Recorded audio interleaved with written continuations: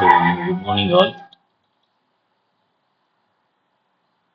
இன்னைக்கு செஷனில் நம்ம பார்க்க போகிறது டிஎன்பிஎஸ்சி எக்ஸாம்ஸில் கேட்கக்கூடிய ரீசனிங் கொஷின்ஸ்.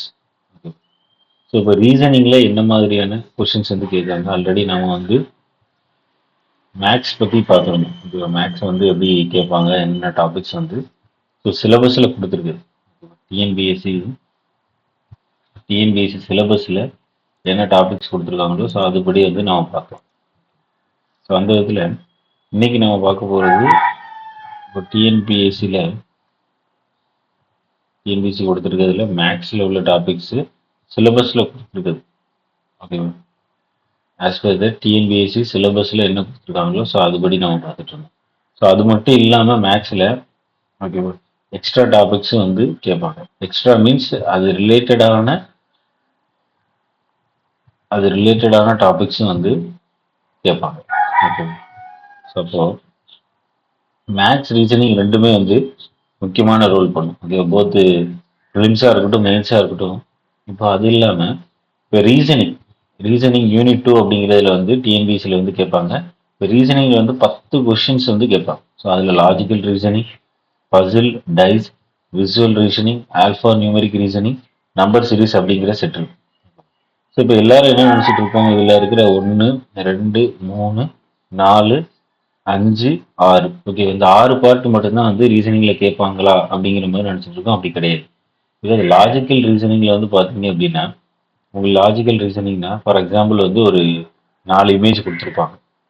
ஓகே, ஸோ அந்த 4 இமேஜில் ஏதாட்டு ஒரு இமேஜ் வந்து ஆட்மேன் அவுட் மாதிரி, அந்த 4 இமேஜில் ஒரு இமேஜ் வந்து வித்தியாசமாக இருக்கும். அதை நம்ம கண்டுபிடிக்கணும். இது ஒரு செட் ஆஃப் வந்து என்ன அப்படின்னா லாஜிக்கல் ரீசனிங்.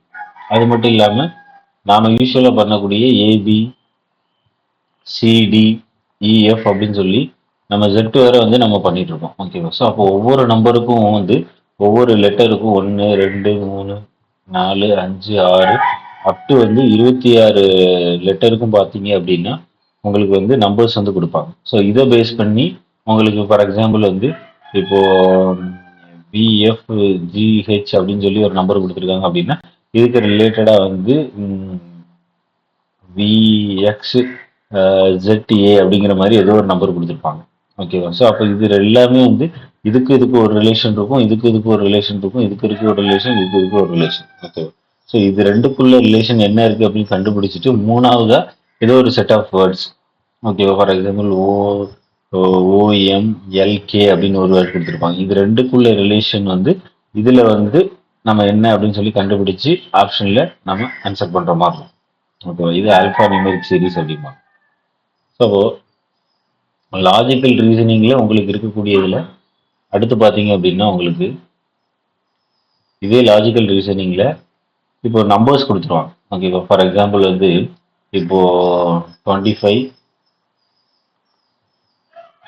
4 அப்படின்னு சொல்லி நம்பர் கொடுத்துருப்பாங்க. அதுக்கப்புறம் வந்து 104 அப்படின்னு சொல்லி நம்பர் கொடுத்துருப்பாங்க. அதுக்கப்புறம் வந்து 54 அப்படின்னு சொல்லி நம்பர் கொடுத்துருப்பாங்க. அதுக்கடுத்து வந்து ஒரு 200 எடுத்துக்கலாம். 200:4 அப்படின்னு சொல்லி கொடுத்துருப்பாங்க. ஓகேவா, ஸோ இப்போ இதில் இருக்கிறதுல வந்து ஆர்னன் அவுட் அப்படிங்கிற மாதிரி நம்ம வந்து ஏதாட்டும் ஒரு நம்பரை வந்து எடுக்கணும். ஓகேவா, ஸோ அந்த மாதிரி நம்ம எடுக்கும்போது என்ன ஆன்சர் வருது அப்படிங்கிற மாதிரி பார்க்கணும். ஓகேவா, இப்போ இதில் 4 நம்பரில் கொடுத்துருக்கிறதுல ஏதோ ஒரு நம்பர் வந்து ஆர்னன் அவுட்டாக இருக்குது, ஏதோ ஒரு நம்பர் வந்து வித்தியாசமாக இருக்கும். ஓகேவா, ஃபார் எக்ஸாம்பிள் இந்த லெஃப்ட் சைடில் உள்ளது எல்லாமே வந்து ஈவன் நம்பராக இருக்கா. ஸோ இந்த 25 மட்டும் என்னவா இருக்கு, ஆட் நம்பராக இருக்கு. ஓகேவா, நான் சும்மா ரேண்டமாக எழுதியிருக்கேன். பட் வந்து உங்களுக்கு கொஸ்டினில் கொடுக்கும்போது அவங்க பெர்ஃபெக்டான லாஜிக்கில் கொடுப்பாங்க. ஓகேவா, ஸோ இதுவும் வந்து என்ன அப்படின்னா ஒரு லாஜிக்கல் ரீசனிங். அப்புறம் உங்களுக்கு வந்து இதே ஆல்ஃபா நியூமெரிக் சீரீஸை பேஸ் பண்ணி அதுல இருந்து சீரீஸ் கேட்பாங்க. ஃபார் எக்ஸாம்பிள் வந்து இப்போ ஏபிசின்னு ஒரு செட் இருக்கும். ஓகேவா, அப்புறம் வந்து ஜிஹெச்ஐன்னு இன்னொரு செட் இருக்கும்.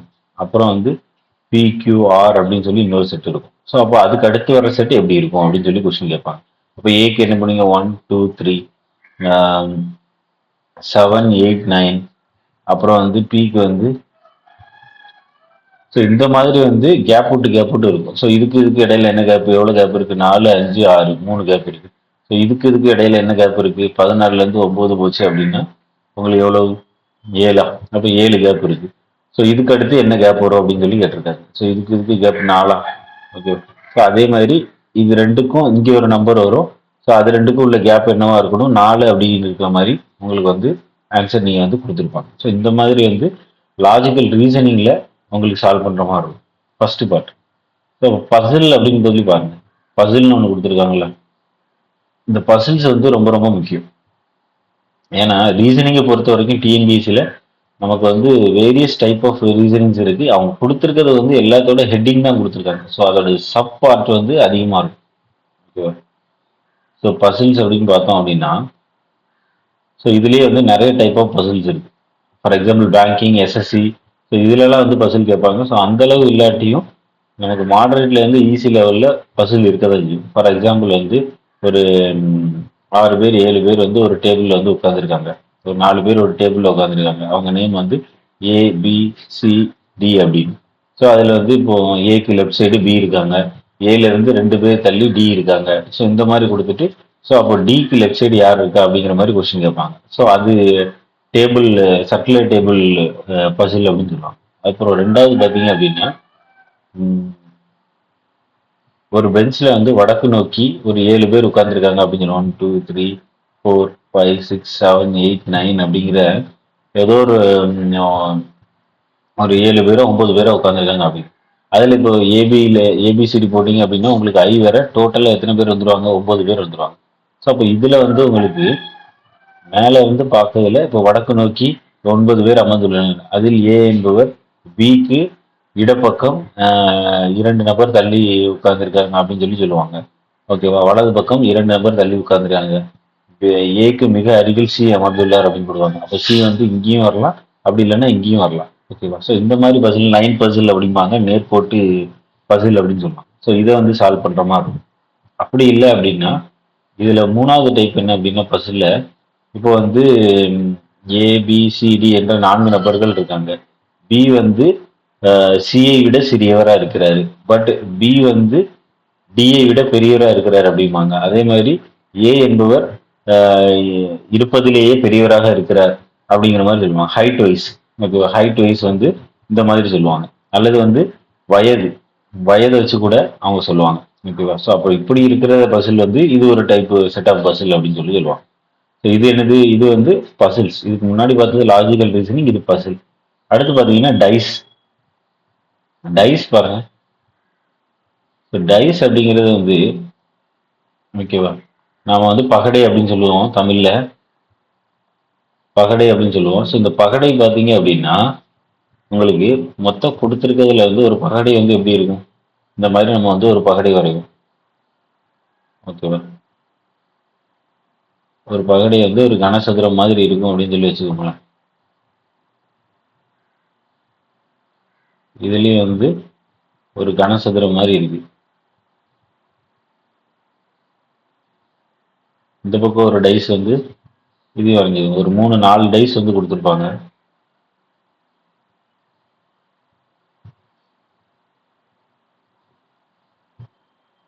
இது ஒன்று, இது ஒன்று, இது ஒன்று. ஓகேவா? இன்னொரு டைஸ்.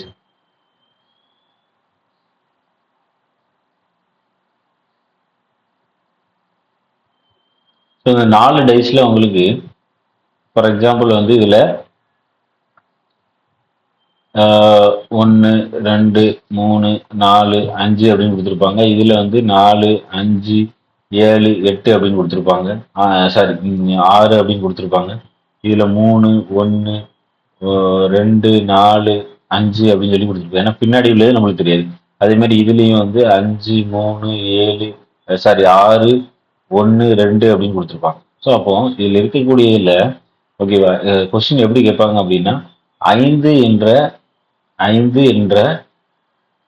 எண்ணிற்கு 5 என்ற எண்ணிற்கு நேர் எதிர்மறை எந்த எண் உள்ளது, நேர் எதிர்மறை எந்த எண் உள்ளது அப்படின்னு சொல்லி கொஸ்டின் கேட்பாங்க. ஓகேவா? நேர் எதிர்மறை எந்த எண் உள்ளது அப்படின்னு. ஸோ பகடையிலே வந்து நம்மளுக்கு ஃபார் எக்ஸாம்பிள் வந்து பகடையில இந்த 2 பகடையிலே வந்து ஒரே பக்கம் வந்து ஒரே சைடு நம்பர் இருக்கா.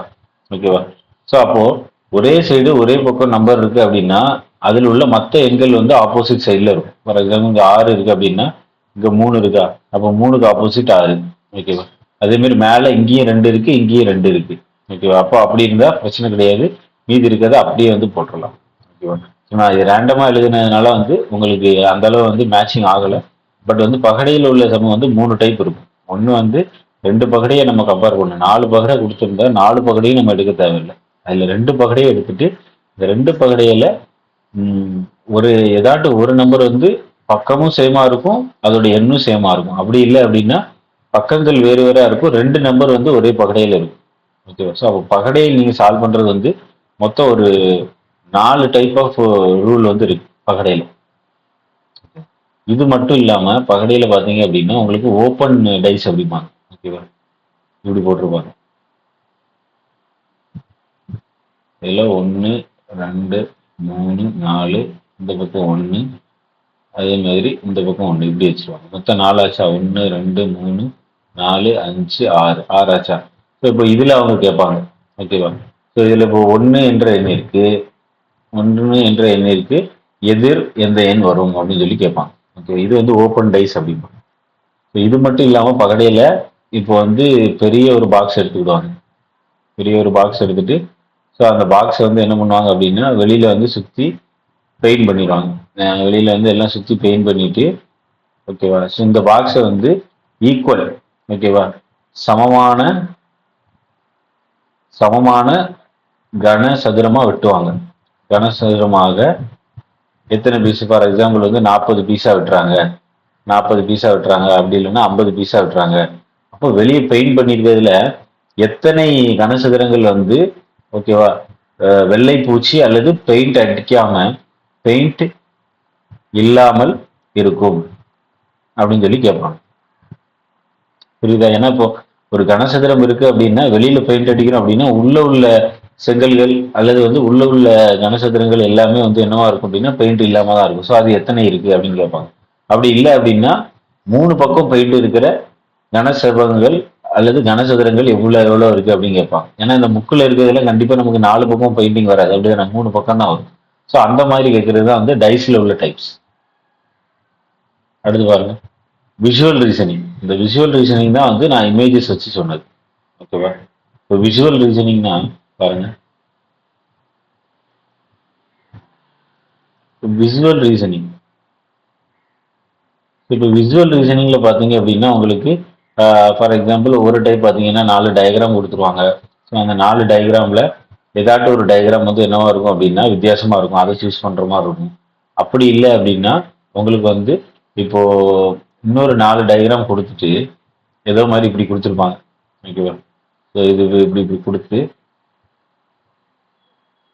இந்த மாதிரி கொடுத்துட்டு ஓகேவா இதுல ஒரே இதாட்டும் ஒரே பாட்டு மட்டும் வெளியில எடுத்து வச்சிருப்பாங்க. ஃபார் எக்ஸாம்பிள் இந்த பாட்டு இருக்குல்ல, இதை வந்து இதெல்லாம் தனித்தனி சம்மா வந்து கொடுத்துருப்பாங்க. இது இப்படி இருக்குன்னு வச்சுக்கோங்க, இதுவும் இதே மாதிரி இருக்கு அப்படின்னா ஸோ இது ஒரு சம்மா கேட்பாங்க, இது ஒரு சம்மா கேட்பாங்க, இது ஒரு சம்மா கேட்பாங்க, இது ஒரு சம்மா கேட்பாங்க. எப்படின்னா இந்த பாட்டு இருக்குல்ல, இதை மட்டும் தனியாக எடுத்து ஆப்ஷன்ல வச்சிருவாங்க. For example A B C D அப்படின்னு 4 ஆப்ஷன் வச்சுட்டு இதை எடுத்து இப்படி வச்சிருவாங்க. அதுக்கப்புறம் வேற எப்படி பண்ணுவாங்க, இதை வந்து இந்த மாதிரி கொடுப்பாங்க, அதுக்கப்புறம் இதை வந்து இந்த மாதிரி கொடுப்பாங்க, அப்புறம் இதை வந்து இப்படி போட்டு இந்த மாதிரி கொடுப்பாங்க. ஸோ அப்போ எந்த ஆப்ஷன் வந்து கரெக்டாக வருது, இதில் இருக்கிற ஒரு சின்ன பாட்டை தூக்கி ஆப்ஷனில் வச்சுருவாங்க. அப்போ நமக்கு இந்த பாட்டு தானே கரெக்டாக வருது, இப்படி வந்து வளைஞ்சு இப்படி வர்றது டி பாட்டு. அப்போ இதை ஆன்சர் பண்ணுற மாதிரி இதை வந்து விஷுவல் ரீசனிங் அப்படிம்பாங்க. ஓகேவா? ஸோ அது மட்டும் இல்லாமல் இப்போ இமேஜ் சீக்வன்ஸ் அப்படின்னு சொல்லுவாங்க. இமேஜ் சீக்வன்ஸ் அப்படின்னா வரைபட தொடர்கள் அப்படின்னு. இதுல ஒரு 4 அல்லது 5 வரைபடங்கள் கொடுத்துருவாங்க. 4 அல்லது 5 வரைபடங்கள் கொடுத்துருவாங்க. நம்ம என்ன பண்ற மாதிரி இருக்கும், இதுல இப்போ ஃபார் எக்ஸாம்பிள் ஸ்டாரு, ஒரு வட்டம், ஒரு முக்கோணம், ஒரு கோடு, இந்த பக்கம் அதே மாதிரி வந்து ஸ்டாரு, ஜீரோ, கோடு, முக்கோணம், இந்த மாதிரி கொடுத்துக்கிட்டே போவாங்க. ஸோ இது எந்த சீக்வன்ஸ்ல வந்து இந்த பேட்டர்ன் மாறிக்கிட்டே அப்படி இருக்கு அப்படின்னு சொல்லி கீழே வந்து ஒரு 4 ஆப்ஷன் கொடுத்துருவாங்க. அப்கோர்ஸ் இது நிறைய பேர் வந்து எஸ்எஸ்சி ரயில்வே இதில் தான் கேட்பாங்க. பட் இப்போ வந்து டிஎன்பிஎஸ்சிலையும் வந்து மெயின்ஸ் லெவல்லையும் வந்து இந்த மாதிரி கொஸ்டின்ஸ் வந்து கேட்க ஆரம்பிச்சிட்டாங்க. ஓகேவா? ஸோ அடுத்து பாருங்க, இப்போ ஆல்ஃபா நியூமெரிக் சீரிஸ். ஓகேவா? ஸோ ஆல்ஃபா நியூமெரிக் சீரிஸ் நான் ஃபர்ஸ்டே சொன்னது தான். ஓகேவா? ஆல்ஃபா நியூமெரிக் சீரீஸ்ல ஏபிசிடி அப்படின்னு இருக்குல்ல, ஸோ அந்த டேர்ம்ஸ் வந்து ஆல்ஃபா நியூமெரிக்ல வந்து கேட்பாங்க. ஆல்ஃபா நியூமெரிக் சீரீஸ் அப்படிங்கிறது ஏபிசிடி வச்சு ஃபுல்லாக இருக்கும். ஸோ நீங்கள் ஏ டு ஜெட் வந்து அந்த 26 நம்பர்ஸ் வந்து என்ன பண்ணணும் அப்படின்னா மெமரைஸ் பண்ணி வச்சிருக்கணும். ஓகேவா? ஸோ அது வந்து ரொம்ப முக்கியம்.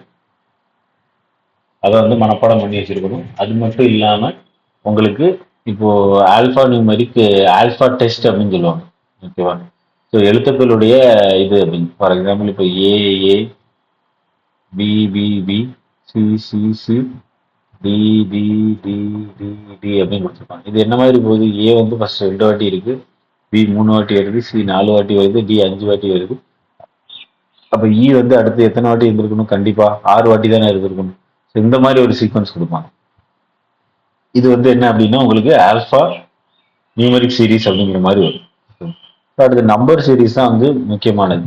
ஓகேவா? ஸோ இப்போ நம்பர் சீரீஸ் வந்து எப்படி கேட்பாங்க அப்படின்னா, இப்போ நம்பர் சீரீஸ் பார்த்தீங்க அப்படின்னா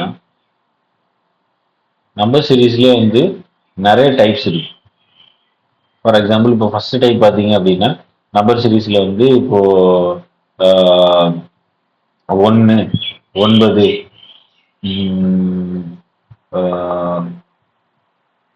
8 27 125 ஓகேவா? ஸோ 216 இந்த மாதிரி வந்து கொஸ்டின்ஸ் வந்து உங்களுக்கு கேட்டுக்கிட்டே இருக்கும். ஓகேவா? இதெல்லாம் எப்படி ஆன்சர் பண்ணணும் அப்படின்னா இது வந்து 1ஓட கியூபு, 2ஓட கியூப், 3ஓட கியூப், 4ஓட கியூபு, இது 5ஓட கியூப், இது வந்து 6ஓட கியூப். ஸோ இந்த மாதிரி சீக்வன்ஸில் வந்து நம்ம என்ன பண்ணணும் அப்படின்னா இந்த நம்பர் சீரீஸுக்கு வந்து ஆன்சர் பண்ணணும். ஸோ இது மட்டும் இல்லாமல் இப்போ வந்து தவறான எண்ணை கண்டுபிடி அப்படிமா.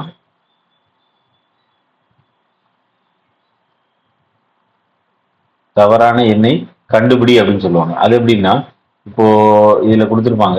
ஓகேவா? இப்போ 2 3 5 7 9 11 அப்படின்னு சொல்லிட்டு ஸோ இதுல இருக்கக்கூடிய தவறான எண் எது? கண்டிப்பா நமக்கு 9 தானே. ஏன்னா மீது எல்லாமே வந்து பகா எண்கள் தானே. ஏன்னா மீது எல்லாமே பகா எண்கள். 9 வந்து பகா எண் கிடையாது.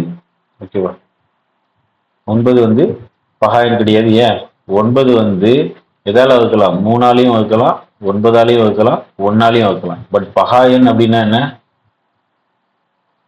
பகா எண் அப்படின்னா நமக்கு கொடுக்கப்பட்ட எண்கள் வந்து ஒன்று அதே எண்ணால வந்து வகுப்படணும், அப்படி இல்லைன்னா 1ஆல வகுப்படணும். அதுதான் வந்து பகா எண்களுக்கு உண்டான ஒரு நீதி. ஸோ அப்போ ரீசனிங் டிஎன்பிசியில கேட்கப்படுற ரீசனிங் நீங்க பாத்தீங்க அப்படின்னா அவங்க சிங்கிள் வேர்டில் வந்து கொடுத்துருப்பாங்க.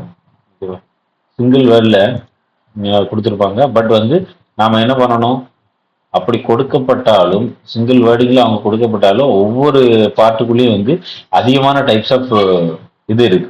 ஓகேவா? மாடல்ஸ் இருக்கு. ஸோ அந்த மாடல்ஸ் எல்லாத்தையும் வந்து நாம வந்து என்ன பண்ணணும் அப்படின்னா படிச்சுக்கணும். அது மட்டும் இல்லாம மொத்தம் எத்தனை கொஸ்டின்ஸ் இருக்கு அப்படின்னா 10 கொஸ்டின்ஸ் வந்து கொடுத்துருக்காங்க.